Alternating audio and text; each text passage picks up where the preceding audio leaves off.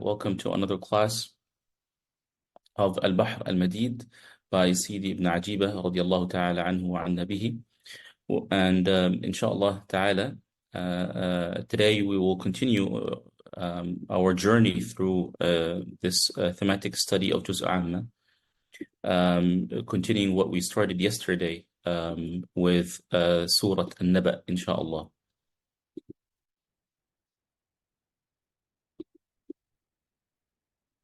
Okay, so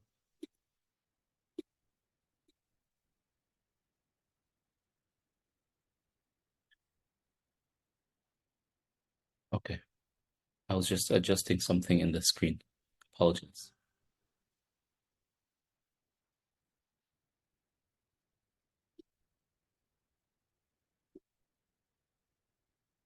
Okay, some of you are also still coming. Khair, inshallah. So, yesterday we covered, alhamdulillah, we started Surah An-Naba, which is also known as Surah Amma, which is the same title that is given to the entire juz, to the entire juz of the Quran, the 30th juz. And if you recall, we spoke about the external meaning of Amma yatasaalun and the what we call al-ma'na al-ishari, or the internal meaning that Sidi ibn Ajibah radiallahu ta'ala anhu mentioned. Allah subhanahu wa ta'ala says, Amma yatasaalun عن النبأ العظيم. What are they asking one another about the momentous news? And then we spoke about the inner meaning of that. The Quran is the momentous news. This is the external meaning. With the Quran, the Quran is the external news. It's where Allah subhanahu wa ta'ala says about the momentous news. This is what is meant by that is either the Quran, or, as mentioned here, the resurrection and all subsequent events, or the Quran, one of these two. And so when the Quran has been revealed, the disbelievers, they deliberated, they discussed, they disputed, they argued, they had obviously a split position, those who believed in it and those who rejected it. And then Sayyid ibn Ajib, as I mentioned, the inner meaning, he said that this continuous flow of revelation. And what we mean by a continuous flow of revelation, that doesn't mean that there are prophets after the Prophet ﷺ. This is obviously not what we mean. But there is a continuous manifestation of the prophetic knowledge within the hearts of the heirs of the prophetic tradition and the prophetic guidance. So these layers of meanings and these expansion of meanings that Allah subhanahu wa ta'ala bestows upon the hearts of the saints of the Muslim Ummah is a continuation of that flow, of that divine knowledge being of that momentous news being revealed throughout the different ages and different times and different centuries and years and so on and so forth to the saints of the Muslim Ummah. طيب. Now we pick up from where we left off. We covered over which they disagree, right? I also have, but I'm keeping this for my own reference so that you guys don't have to get confused between the Arabic and the English. So I have on another on my older laptop, I have the Arabic just for my own reference. Besides the English as well. طيب. So he said عن النبأ العظيم الذي هم فيه مختلفون, over which they disagree. Now, Sidi ibn Ajibah says, hence some of them categorically deny it, others doubt it. Some say there is nothing beyond our worldly life.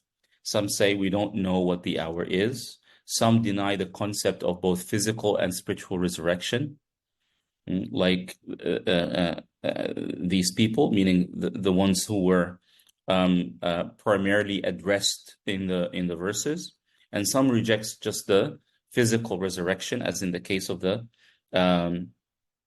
he said, as in the case of the people of the book.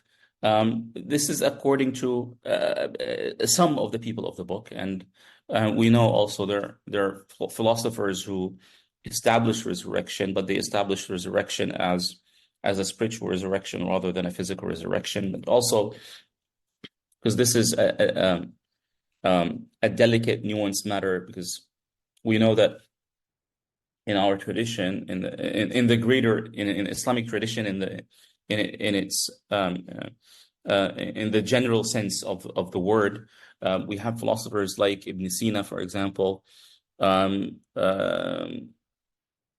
who, according to a number of scholars, including Imam Ghazali,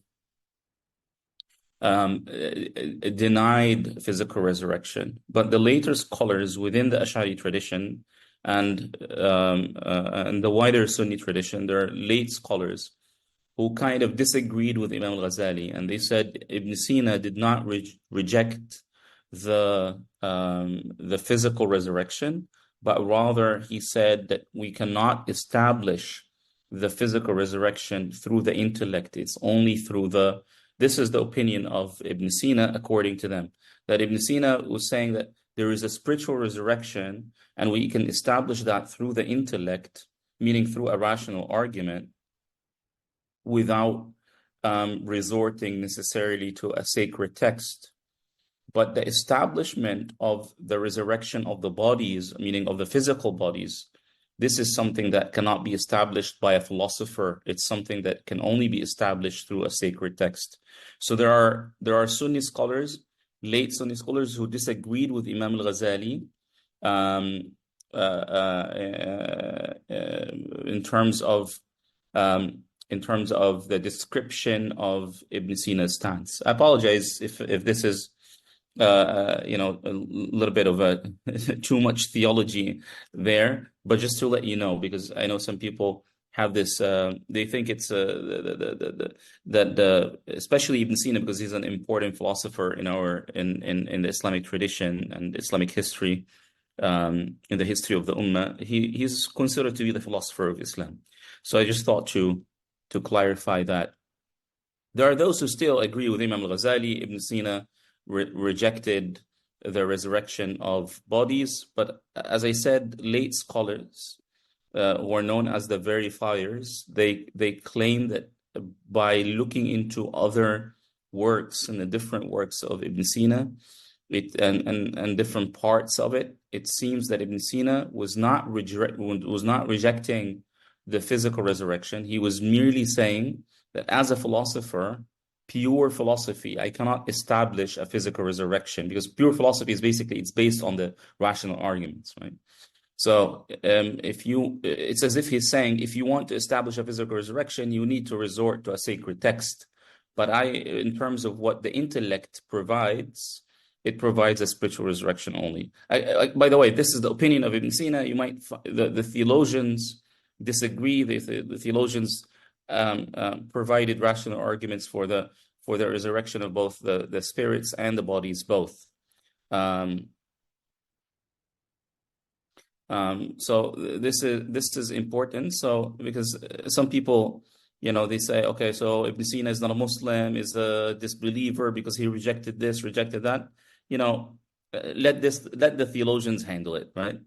I'm just letting you know now that there are different opinions within the schools of theology regarding what Ibn Sina claimed.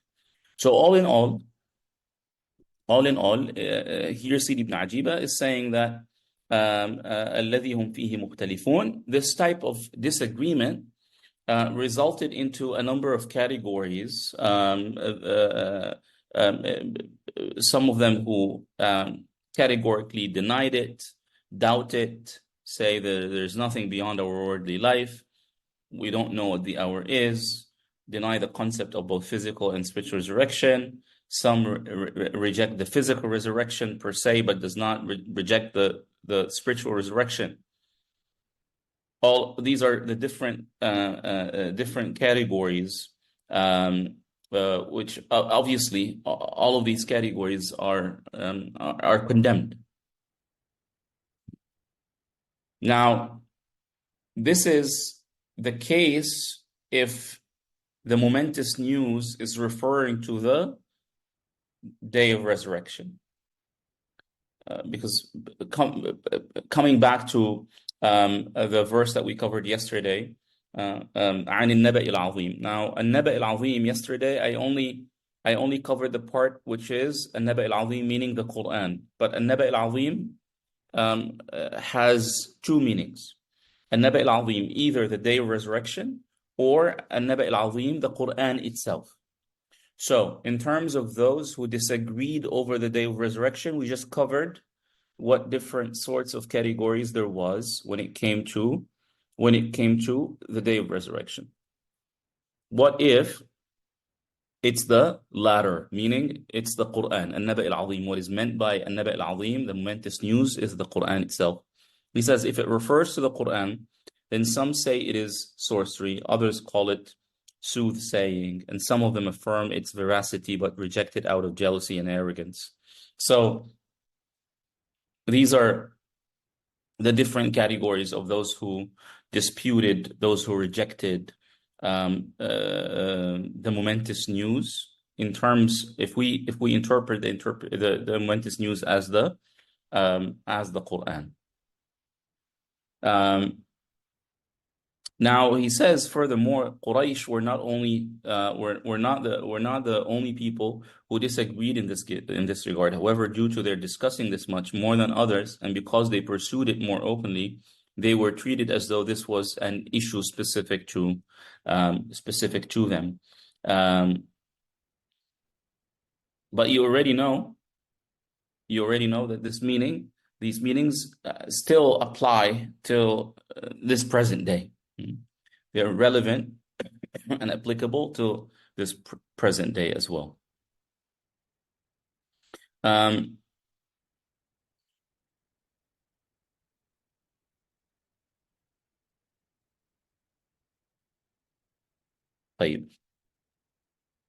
Then he said, كلا سيعلمون ثم كلا سيعلمون.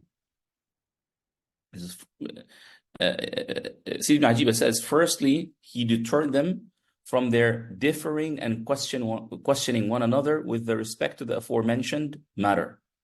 Thereafter, he informed them that they shall soon learn the reality of the matter when the punishment and exemplary torment befall them. So, this is what we call in Arabic, as Sayyid ibn Ajib radiallahu ta'ala anhu says,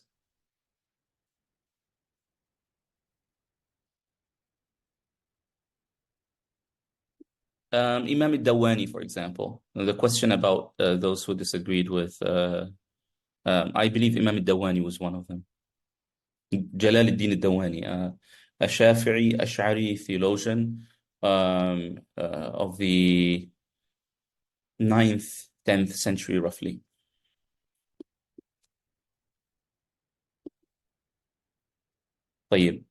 So he said, Allah subhanahu wa ta'ala said to them, كَلَّا سَيَعْلَمُونَ ثُمَّ كَلَّا سَيَعْلَمُونَ. Now there is a repetition here. There is a repetition of this deterring, Sayyid ibn Ajib says كَلَّا, but no, he says this is رَدْعٌ عن الاختلاف والتساؤل عن بالمعنى المتقدم. What is really important, Sayyid ibn Ajiba, I'm not sure if this is clear enough in the English here. Sayyid ibn Ajiba is saying the following, saying Allah subhanahu wa ta'ala is deterring them from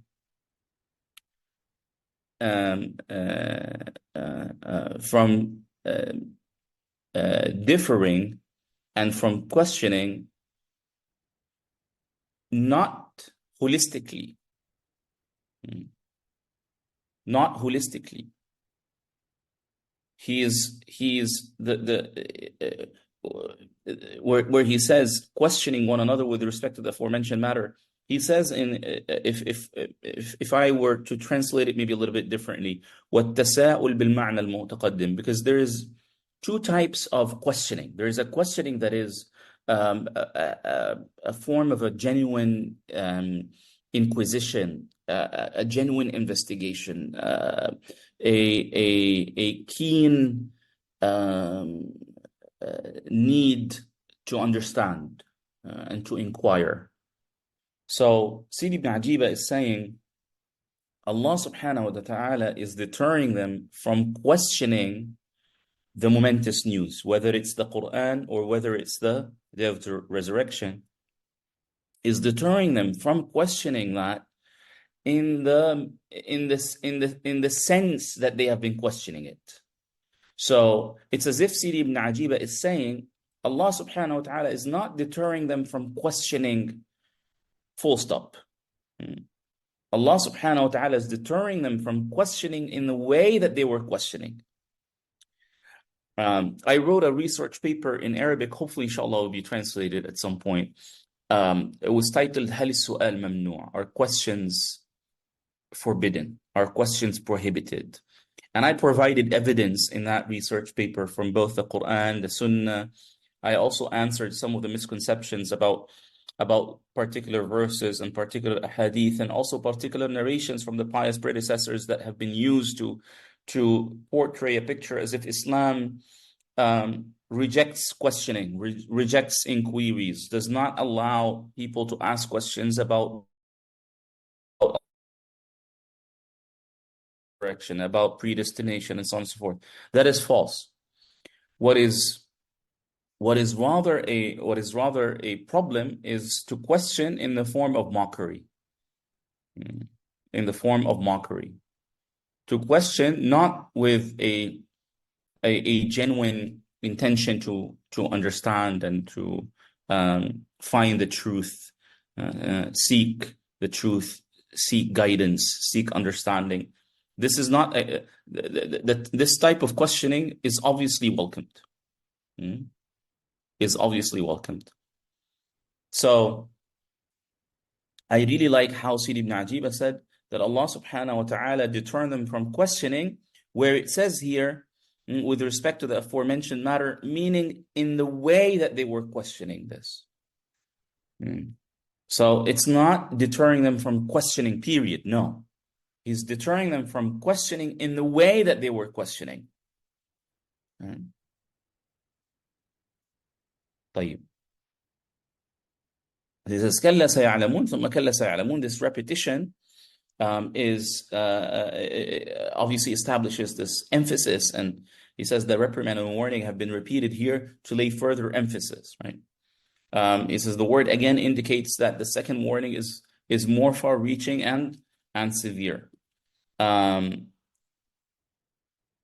then here, Allah subhanahu wa ta'ala, when you read the Quran in Arabic, Allah subhanahu wa ta'ala said, كَلَّا سَيَعْلَمُونَ ثُمَّ كَلَّا سَيَعْلَمُونَ. ثُمَّ, which is a tha and meme. ثُمَّ in Arabic, it means and then. Which is different than the letter waw, which means and. Let me give you an example. If I said, let's say we're in a gathering, all right, in an apartment, and I tell you, دخل زيد, meaning Zaid just entered. Zaid entered. If I say Zaydun, dakhala Zaydun wa Amr, it means that both Zayd and Amr entered. Now, دخل زيد وعمر, it is the same as دخل عمرو وزيد. Both of them, they entered. I don't really clarify who entered before one another. You can try to infer that from the from the ordering that I mentioned, because I said دخل زيد وعمر. Zayd entered, Zayd and Amr entered. So I mentioned Zayd before Amr. You could try to infer that, but the word the and in Arabic, in and of itself does not have the connotation of a sequence. Does not have in and of itself does not imply a sequence of events. All right. All what it entitles that is what we call al-atf. This and this only. But it doesn't imply anything about the sequence between the two in and of itself. طيب. And then we have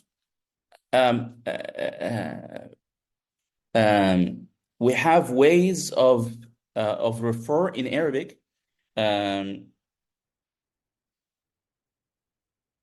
One second.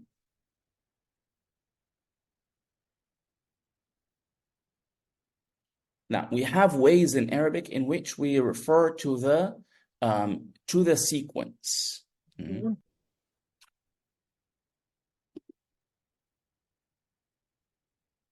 Let me just in case someone's mic gets open.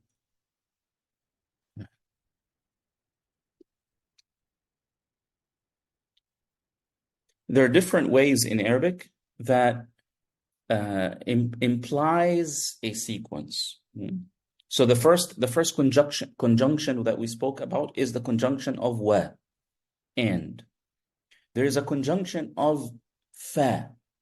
If I say دخل زيد فعمر, دخل زيد فعمر, it means that Zayd entered, and immediately after Zayd, Amr entered. So fa implies a conjunction. And apologies, fa is a conjunction, and it implies a sequence, and also a temporal relationship between the first and the second. A temporal relationship between the first and the second, one after the other, immediately or very shortly after. So there isn't a time gap. There isn't much of a time gap between the two. However, with thumma in Arabic, it denotes, it's a conjunction, it denotes a sequence, and it also implies a time gap between the two events. So if I say دخل زيد ثم عمرو, it means that Zayd entered the gathering, and after a little while, after some time, there was a time gap. Amr entered. Okay? This basic Arabic rule could help you when you are reading the Quran. I'm not sure if some of you are able to read the Quran in Arabic, but this could help you. It can help you understand some of the meanings of the Quran. But I have to tell you something. It's not always a temporal sequence. It could be what they call التقدم الرتبي, meaning to denote a rank. So it's not necessarily a time. It's not necessarily a time. It could be a sequence of rank. It could be also a sequence of rank. So keep that in mind. طيب. So now we have واو فا ثم. Right? دخل زيد وعمر, دخل زيد فعمر, دخل زيد ثم عمر. Okay? طيب, let us come back to the verses that we're going through via the tafsir of Sidi ibn Ajiba. Allah subhanahu wa ta'ala says in Surah An-Naba, كلا سيعلمون ثم كلا سيعلمون. Mm. Yes, wow, fa, and thumma could have rank implication. It depends on the context. If it's something that is related to temporality, or is it something related to ranking and different levels of things, rather than an unfolding of events. If it's events that are being unfolded, then it's temporality. If it's something related to ranks, then it's referring to different levels rather than the unfolding of the sequence of the unfolding of of particular events. So Sidi ibn Ajiba, he takes the position that this is temporality, because he says the word again, now this is thumma, right? Indicates that the second warning is more far-reaching and severe. And then he said, it is said that the first refers to when the soul is extracted, and the second is on the day of judgment. Or the first is at resurrection, and the second is at recompense. So these are two signposts, 2 points within the timeline of our existence in which they shall come to know. كلا سيعلمون ثم كلا سيعلمون. They will come to know, and again, no, they will come to know.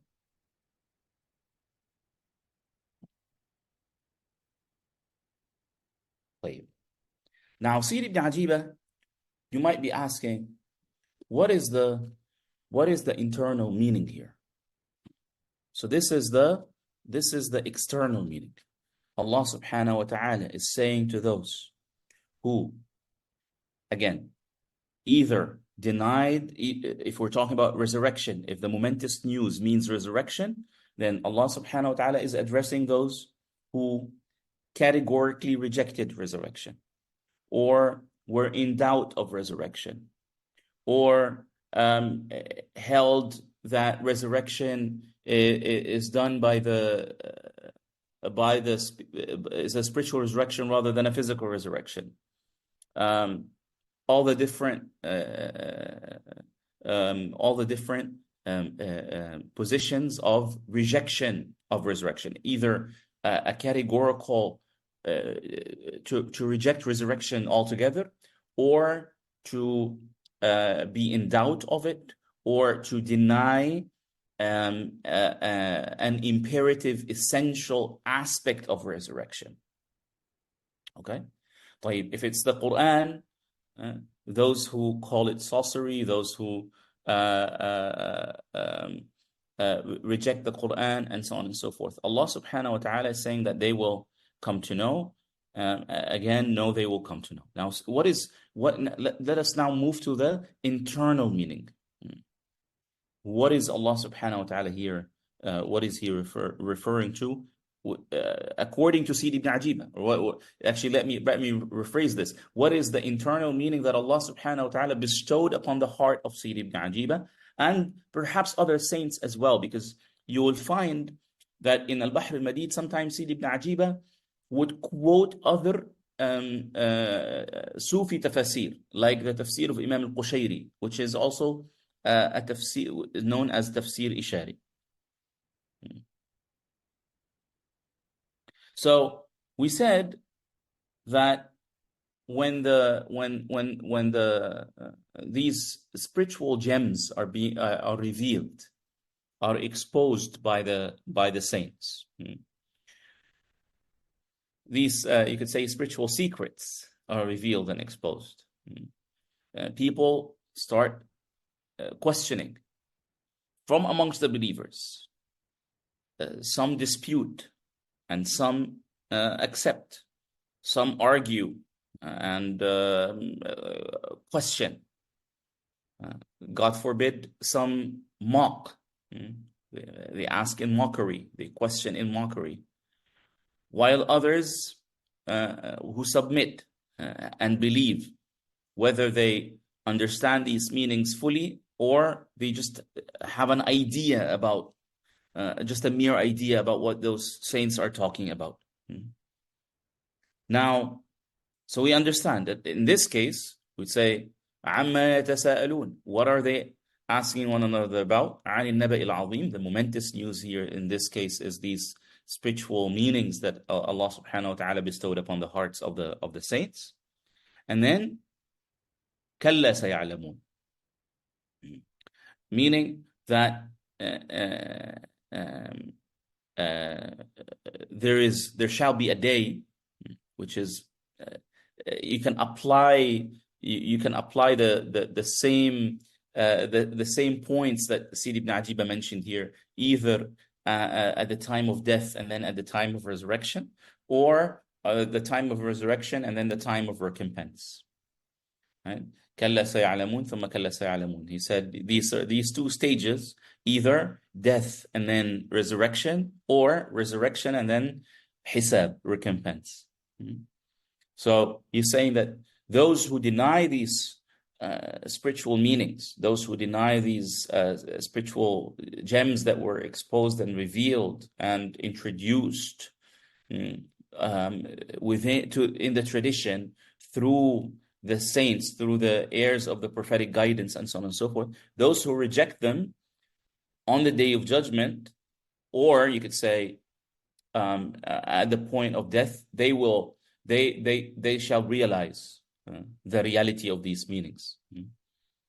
But here, Sayyid ibn Ajiba is not saying that those who reject will necessarily be punished, but they will regret.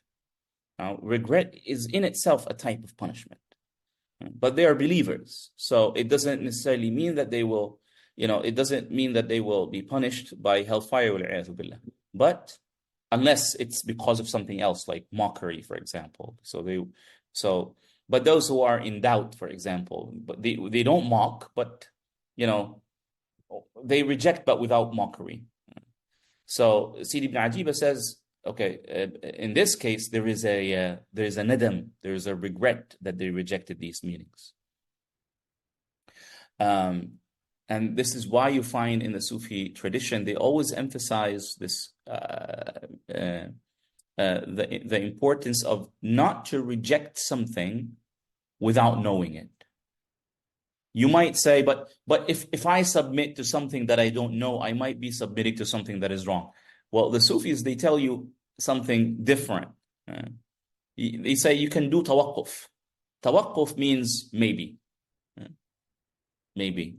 Or you could say, I submit to whatever is true in that. I don't know. I don't know how to, I cannot distinguish what is right from wrong, what is true from false. If this is a saint, then I believe in them. If what they're saying is true, then I believe in it. And that's it. So this is a safe position. It's a safe position. They're not telling you submit to something you don't understand.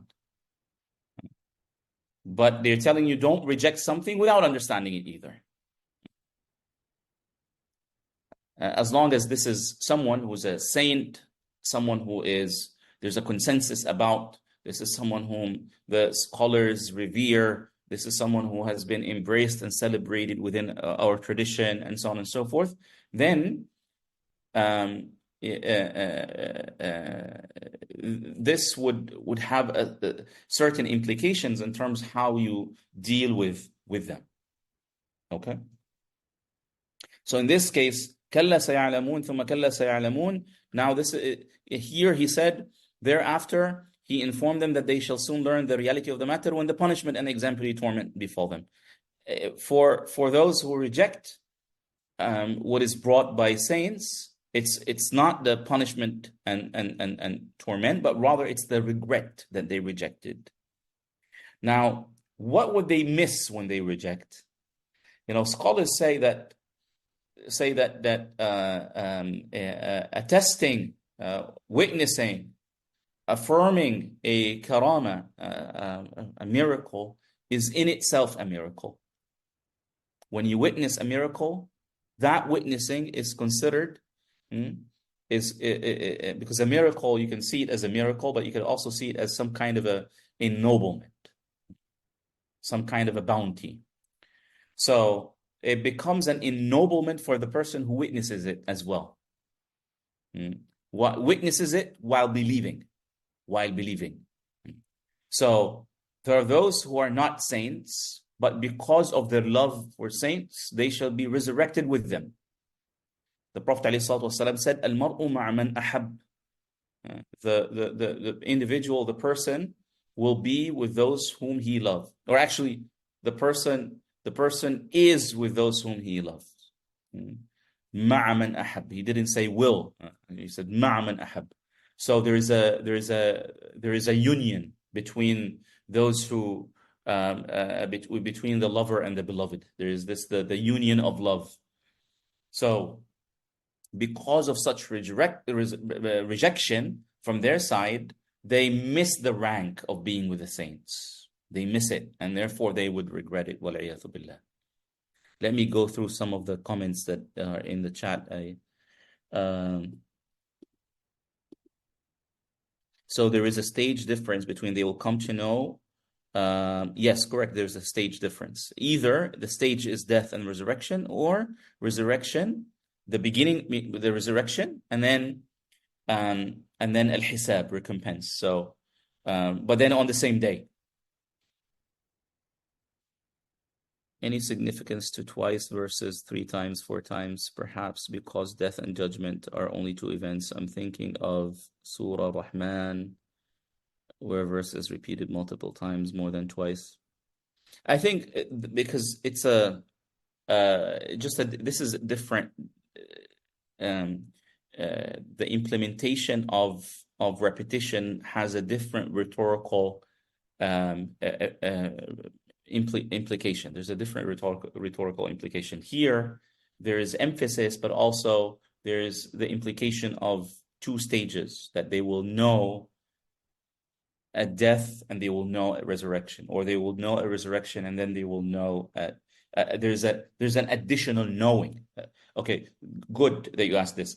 So this repetition is not merely emphasis. Yes, he said emphasis, but it's not merely emphasis. So it emphasizes that they will know, yes. But it's not merely emphasis in the sense that they get to know once, but this knowledge is profound. This is not what the Quran is saying. Yes, the knowledge is profound. Yes, it emphasizes that they will know, they will come to know, but they will come to know at 2 stages, which means, or which could mean, that this knowledge,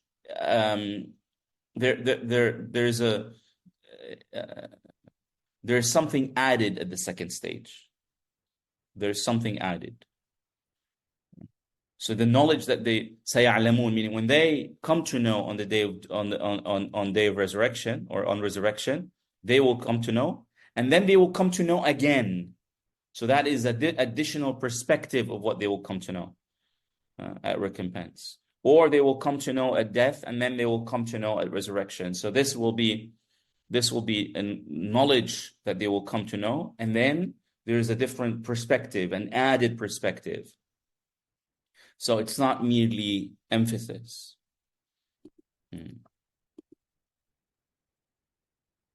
طيب.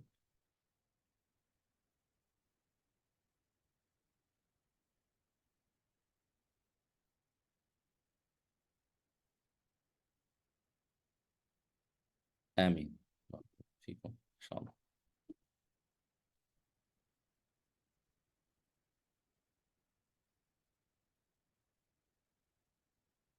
So something like علم اليقين and حق اليقين.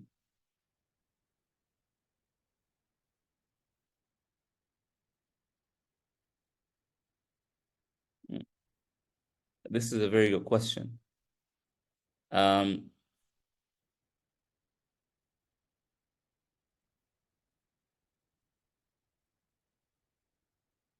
Possibly yes.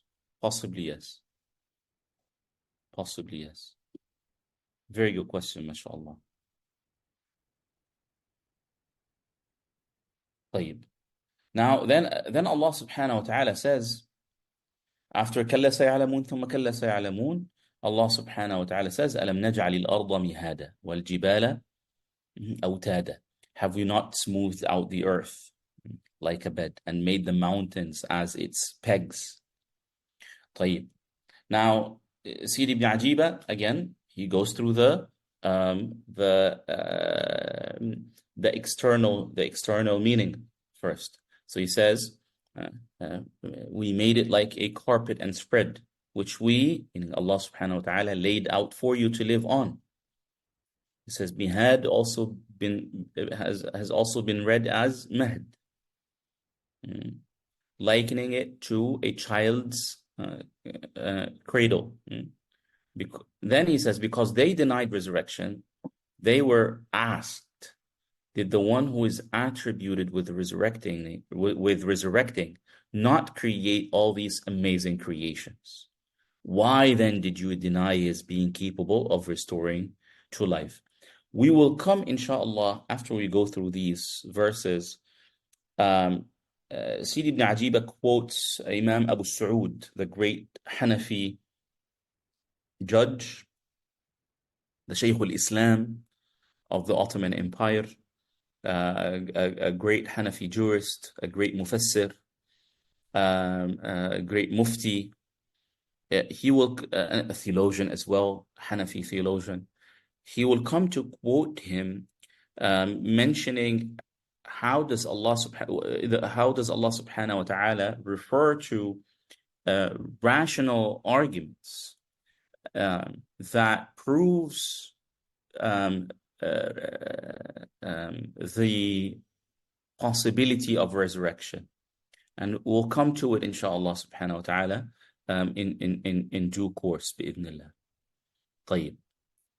ألم نجعل الأرض مهادا والجبال أوتادا. He made the mountains as pegs for the ground so that it does not shake under you.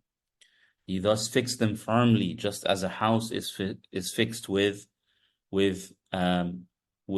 pegs. And then he said, subhanahu wa ta'ala, وَخَلَقْنَاكُمْ أَزْوَاجًا. He made you pairs, male and female, so that you find comfort in one another. All matters related to living together and livelihood run systematically, and procreation continues with ease.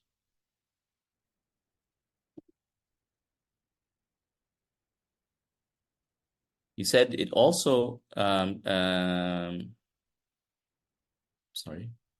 it is also said to mean we created you as various categories and groups in terms of your color, appearance, and language. طيب. وَخَلَقْنَاكُمْ أَزْوَاجًا has two external meanings. Al-azwaj, either that here Allah subhanahu wa ta'ala, it refers to pairs. So either the pairs of male and female, or pairs of different other sorts of pairs. Different other sorts of pairs. Whether these pairs are related to procreation or not, or related to yielding or not. What do I mean by that? Now,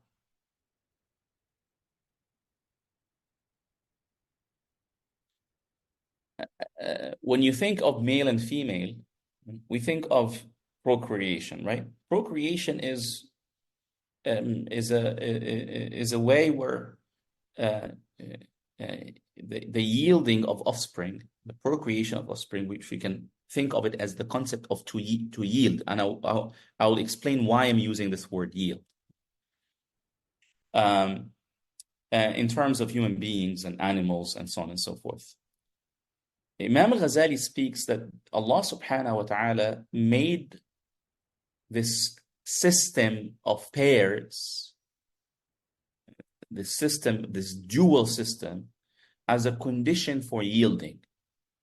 And he said that this system is not confined to the physical realm, but there is also yielding based on pairs in the intellectual realm as well. He says, like in syllogisms, you have two premises, and from the premises you yield a conclusion. So knowledge is yielded, you could say knowledge is procreated by two premises, by a pair of premises. So the concept of yielding, so you can think of pairs as pairs that yield. Pairs that yield. When they come together, they yield. Either in the physical realm, as in male and female, or in the intellectual realm as two premises. When they are combined together, they yield a conclusion. The world changes, and everything that changes has a beginning. The world has a beginning. The sum of the angles of a triangle are 180. And since A is 60 and B is 60, therefore C is 60 degrees. See, the concept of pairs that yield. But then there's the idea of pairs that where yielding is not so apparent, but they are pairs as well. Believers, disbelievers. Knowledgeable, ignorant. Pious or just and oppressives. Obedient and disobedient. Pious and heedless.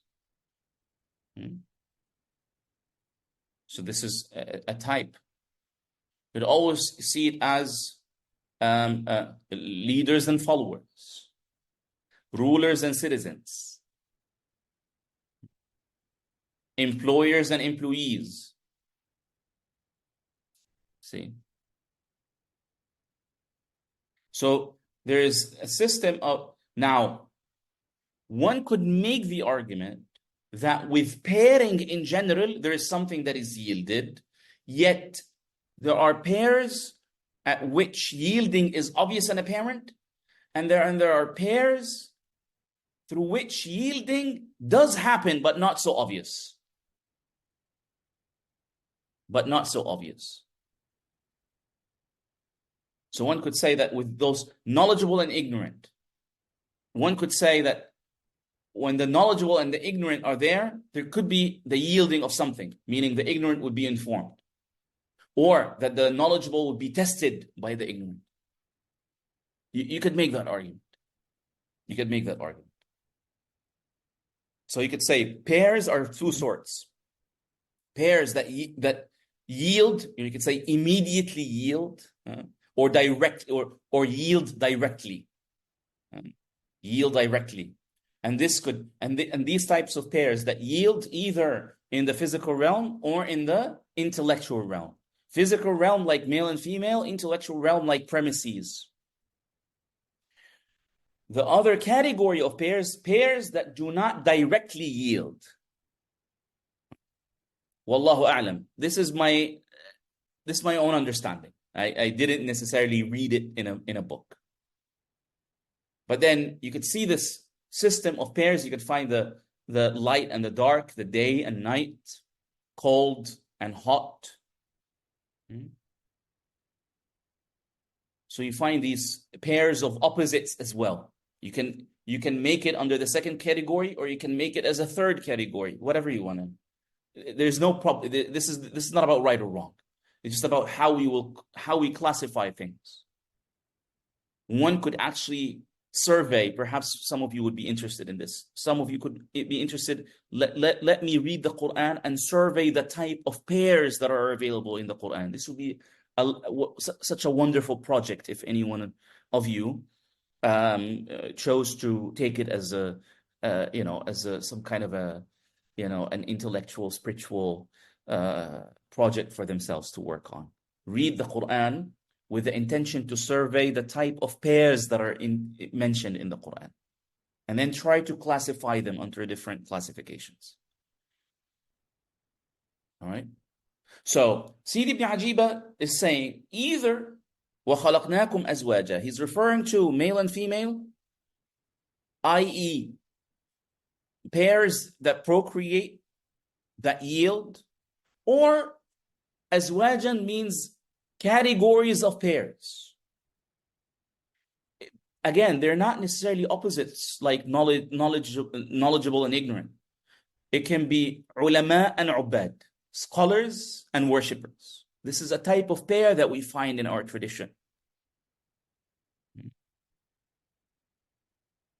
Fuqaha and muhaddithun, people of narration and people of understanding. Within the scholars, you find two types. Scholars who are more focused on narration and scholars who are more focused on understanding what is being narrated. They're not necessarily opposites. They're different, but not opposites. It's not like the day and night. It's not like the knowledgeable and the ignorant. See? So, Sayyid ibn Ajib is saying either to understand it as pairs that procreate or yield, or just to understand it as categories of pairs of different sorts. I apologize for taking too long with this, but this is all of what we're body and soul. Jazakallah ta'ala. All of this is within we're just reflecting and contemplating on the verse in Surah Amma, Surah An-Naba, وَخَلَقْنَاكُمْ أَزْوَاجًا. طيب. Correct. MashaAllah. I see you guys are already listing the different sorts of pairs that you come up with.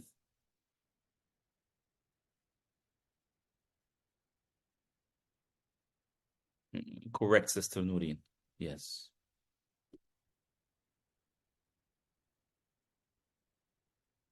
Correct.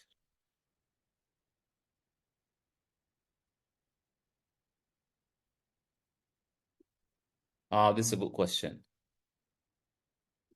What about us all coming from one soul that was created, but that's not a pair? But Allah subhanahu wa ta'ala created Eve for Sayyidina Adam.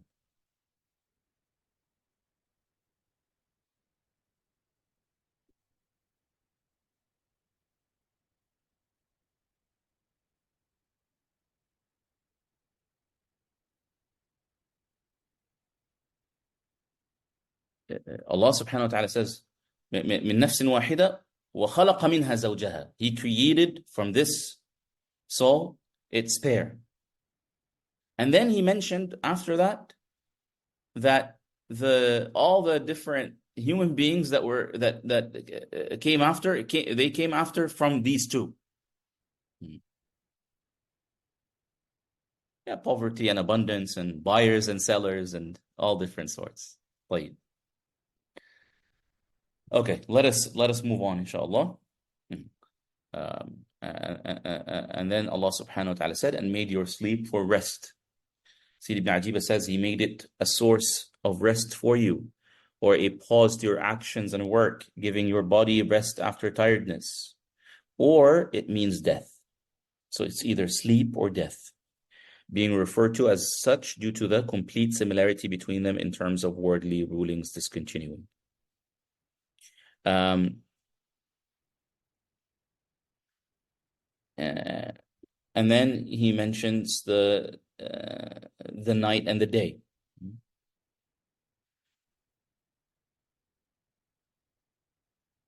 So after he mentions وَجَعَلْنَا نَوْمَكُمْ سُبَاتًا, he says وَجَعَلْنَا اللَّيْلَ لِبَاسًا وَجَعَلْنَا النَّهَارَ مَعَاشًا. The night, he says, it covers you with its darkness, just as clothes cover you. He likened the night to clothes one wears, as it conceals things from being seen. It was also said that the blankets and similar items used to cover oneself when sleeping are intended here. And then he said, and made the day for livelihood. وَجَعَلْنَا النَّهَارَ مَعَاشًا. So, Nahara Ma'asha, he says, a time in which you wake up from sleep, the counterpart to death. So, Nahar here,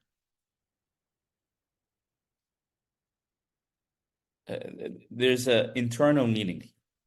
وَجَعَلْنَا اللَّيْلَ لِبَاسًا وَجَعَلْنَا النَّهَارَ مَعَاشًا. Now, if it's a layl, if what is meant with it by al-layl, night here. It means sleep. Then Allah subhanahu wa ta'ala is enumerating blessings that He bestowed upon us, in the sense that night is a time for rest, time for sleeping, recharging. And then He created the day for work and livelihood and so on and so forth. This is one way of looking at it. There's an internal meaning.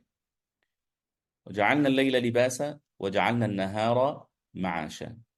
Now, الليل لباسا. Libas, it means something that conceals.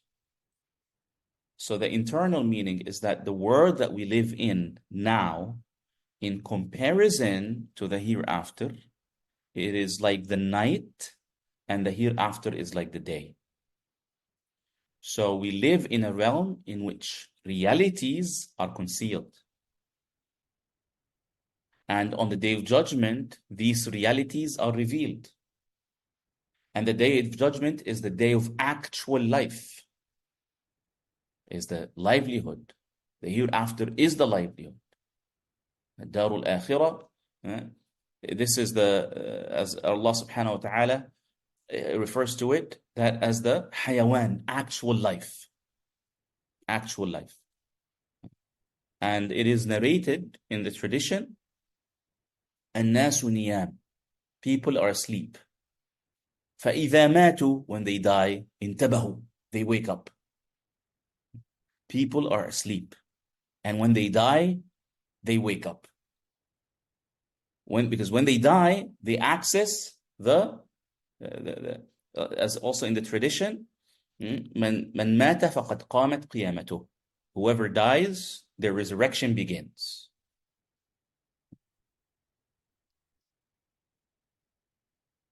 This is why some consider that the death is qiyamah sughra, is the beginning of the day of judgment, starts at the point of death.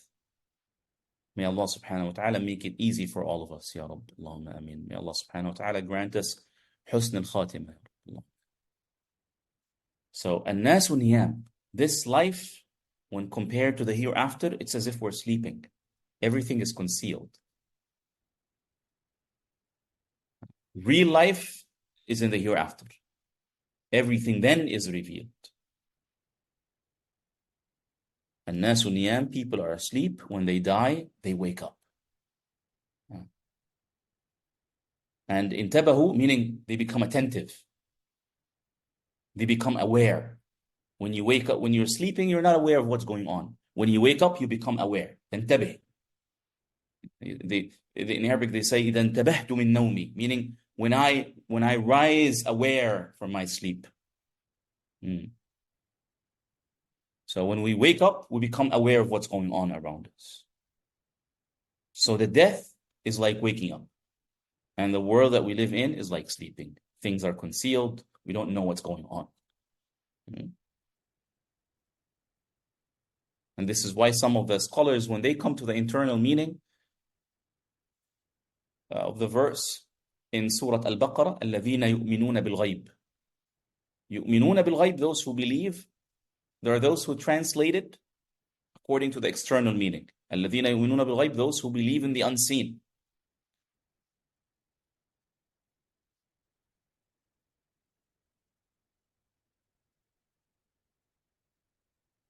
The internal meaning, those who believe while they are in the realm of concealment. So يؤمنون بالغيب, meaning while they are in concealment, they still believe. So they consider that this is the ghaib, this is the realm of the concealment. While ash-shahada, witnessing, is the akhirah. This is the internal meaning of the verse in Surah Al-Baqarah.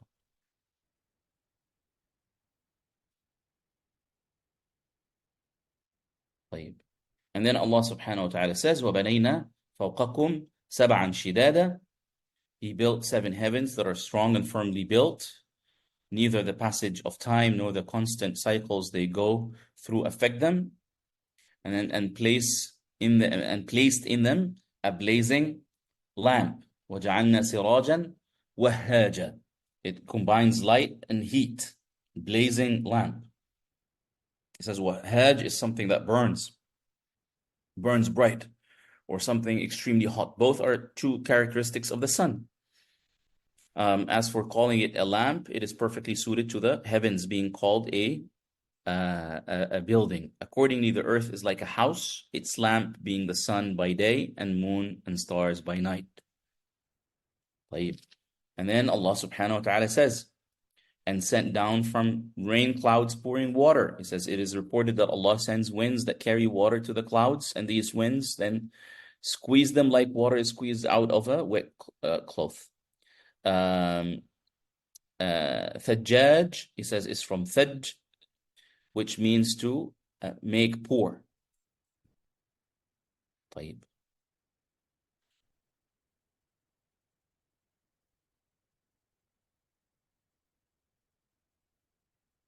And then Allah subhanahu wa ta'ala, after he said, وَأَنزَلْنَا مِنَ الْمُعْصِرَاتِ مَاءً ثَجَّاجًا لِنُخْرِجَ بِهِ حَبًّا وَنَبَاتًا وَجَنَّاتٍ أَلْفَافًا. Producing by grain and various plants. We bring forth with this water grains that are consumed, such as wheat, barley, and so forth. He says grains have been mentioned before plants, albeit the latter grow first due to the superiority as man's staple food. And then he said, وَجَنَّاتٍ أَلْفَافًا, dense orchards or orchards. He says Jannah derives from Al-Jannah derives from Jannah, meaning to hide, and refers to a place containing dense date palm, linguistically, dense date palms and trees, as it hides the earth with the shade of its trees. So he's explaining why linguistically a garden in Arabic is called Jannah. Because it's derived from Jannah, right? Or without an alif. Meaning to hide. Because so it hides the surface of the earth with the shade of the trees. It's a quite interesting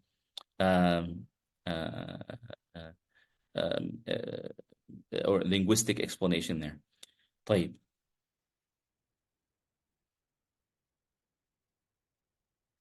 Then we come to the part of Imam Abu Saud that I was referring you guys to it. He says, Abu Saud said, know that in what Allah Most High has mentioned of His actions, there is proof for the rationality of the resurrection in three ways. I want you to pay attention. I know we reached the time, but we'll conclude in about 10 minutes maximum, inshallah. By 12:15, inshallah, we should conclude. I'll try my best to do that. طيب. So he said Abu Saud, and I want you to pay attention because it's a little bit theological. He said, Abu Saud said, this Imam Abu Saud that I talked to you about, I mentioned him earlier, the Hanafi judge and Mufti, Shaykh al-Islam, Ottoman Empire, Hanafi theologian, has an excellent work of tafsir. He says, know that in what Allah Most High has mentioned of His actions, there is proof for the rationality of the resurrection in three ways. He didn't say this is a proof for establishing resurrection. He said the rationality of resurrection. What's the difference?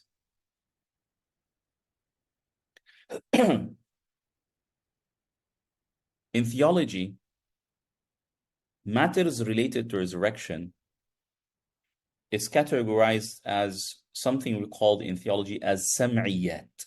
Theologians divide theology into three divisions. Matters of divinity, the existence of God, the necessary existence of God, His attributes, His actions. And then the second division is related to prophethood, the necessary attributes of prophets, the possible attributes of prophets, the impossible attributes of prophets, the discussion on miracles. So just as in divinity, we speak about what is the necessary attributes of God, possible attributes, impossible attributes, and the actions of God. Then the second division, prophethood. The third division, if you open any work of theology, you will find it coming at the end, is categorized as sam'iyat, meaning matters of creed or matters of theology that are established through sam'. Sam' doesn't mean literally, it literally means hearing. But what we mean by established by sam', it's established by textual evidence. Scholars say that because there's a great discussion on the relationship between the rational arguments and the textual evidence when it comes to matters of creed. So they say that in matters of sam'iyat, which is things related to the Day of Judgment, the details of the Day of Judgment, and so on and so forth, the paradise and hellfire, the reward in the grave, and wal'iyadhu billah, punishment in the grave. All these sort of details, they fall under sam'iyat, matters of creed that are established through sacred texts. Then came the question, right? What is the role between sacred text and rational arguments when it comes to matters of sam'iyat? طيب. What is the answer to this question? Rational arguments, or rationality in general, in logic, we say there is something called a logical necessity, a logical possibility, and a logical impossibility. We also, when we take that from the perspective of what exists or existence, we say something that is necessarily existent, this is ontologically necessary, and something that is ontologically possible, and something that is ontologically impossible. Right? For example, for Ahmed to exist and not exist from the same perspective at the same time is impossible. It's ontologically impossible. I can exist from in a perspective according to one perspective and does not exist from a different perspective, okay. But from the same perspective, no. From the same perspective at the same time, either I exist or I don't. Okay? So this is an ontological impossibility.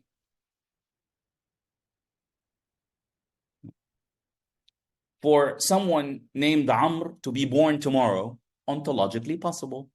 Maybe tomorrow there's somebody named Amr will be, a woman will give birth to Amr tomorrow. Possible. All of our existence is ontologically possible. We are not necessary beings. We could have existed, we could have not. So we are ontologically possible beings. We call this contingent. Contingent. We are contingent beings. Like Allah subhanahu wa ta'ala is necessarily existent. So he's ontologically, this is an ontological necessity. All contingent beings cannot exist without the necessary existence of Allah subhanahu wa ta'ala. If you understand this, let us come to the day of resurrection. Scholars say, day of resurrection is an ontological necessity. And we know this through the Quran. It is something that is inevitable. It will happen no matter what.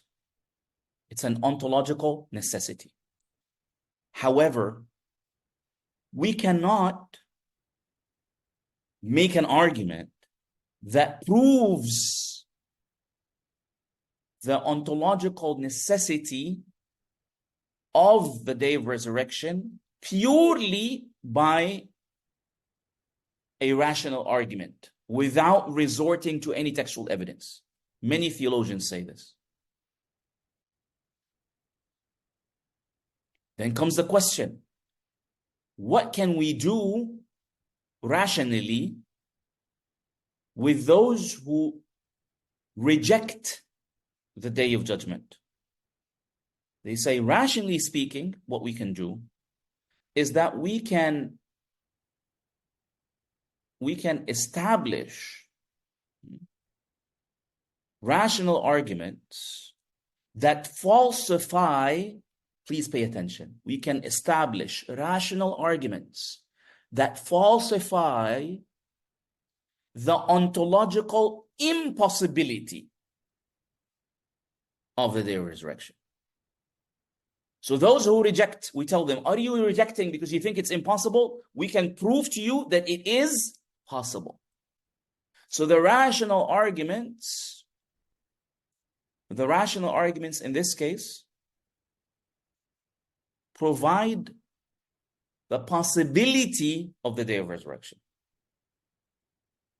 And then the textual evidence provides the necessity of the day of judgment. Again, rational arguments establish the possibility of the day of judgment. The textual evidence provide the necessity of the day of judgment. Okay? And this is why Imam Abu Sa'ud said, Allah, know that in what Allah Most High has mentioned of His actions, there is proof for the rationality of resurrection. He didn't say for the necessity. Rationality of resurrection meaning it's something that is possible. So if it's possible, why do you reject it? You can say, I don't know, but why do you say no? If you say no, then you should provide a proof for no. Because negation is when you look at negation is two sorts. There's negation that affirms the negativity of something. And there is negation in the sense of, I don't know. It's a negation of your knowledge. They are not negating their knowledge. They are negating the existence of a day of judgment. So the counter to their negation of the existence of a day of judgment is to say that the day of judgment is possible. He said Allah subhanahu wa ta'ala did that three ways. Firstly, He who is able to initiate these amazing actions without any model to copy or any formula to follow is all the more able and capable of restoring.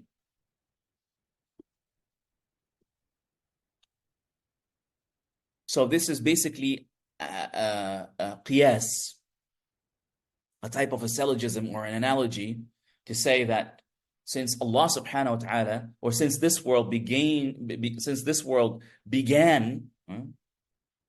and it was not existent and it came to exist, just as this entire world came to exist after it's non-existent, therefore also, if this is possible, then there should be then we should posit that that a resurrection is also possible.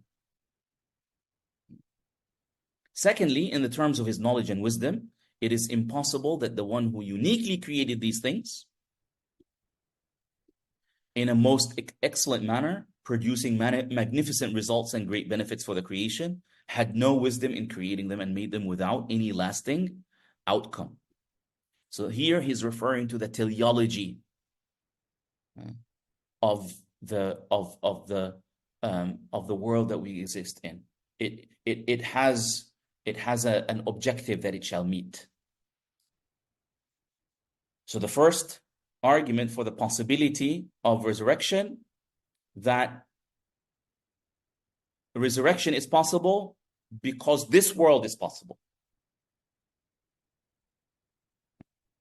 Just as this world began after it was non-existent, a hereafter can begin after it was non-existent. Secondly, this world is intelligible. And we can see the signs of an omniscient, all-wise creator in this world.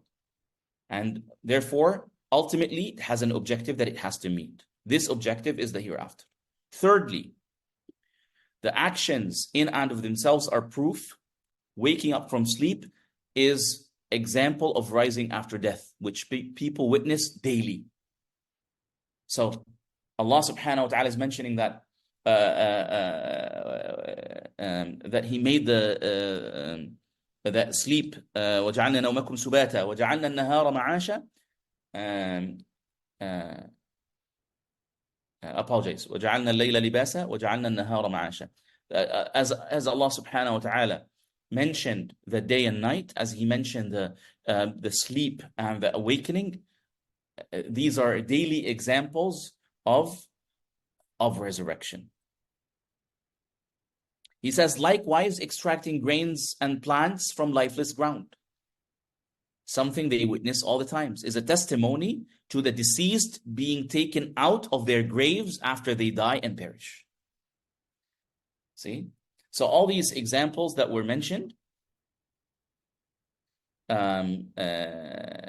وأنزلنا من المعصرات ماء ثجاجا نخرج به حبا ونباتا لنخرج به حبا ونباتا. See? To bring out grains and plants. And اللهم صل على محمد. And before that, وَجَعَلْنَا نَوْمَكُمْ سُبَاتًا وَجَعَلْنَا اللَّيْلَ لِبَاسًا وَجَعَلْنَا النَّهَارَ مَعَاشًا. Yeah, we covered that already. طيب. Allah. So he says, it is as though he said, did he not perform these actions within the universe and within your own selves, proving in various ways that the resurrection is true and impelling you to believe in it? So why do you still engage in denying it and question one another about it mockingly? All right. Now, what is quite interesting, and I will conclude by this, inshallah. And tomorrow, when we begin the class, I will begin with the internal meaning. All of this is the external meaning. I'll mention the internal meaning tomorrow, inshallah. We'll begin by that. But just to conclude, you see how Imam Abu Saud is referring that Allah subhanahu wa ta'ala was referring them to examples similar to resurrection within their own selves and within things around them. Within their own selves, the sleep and waking up. Examples around them, how Allah subhanahu wa ta'ala brings out from the earth plants and grains. Let me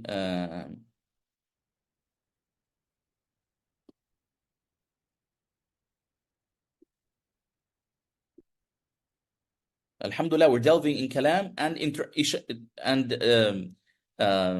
internal meanings, not batiniya. Batiniya is this.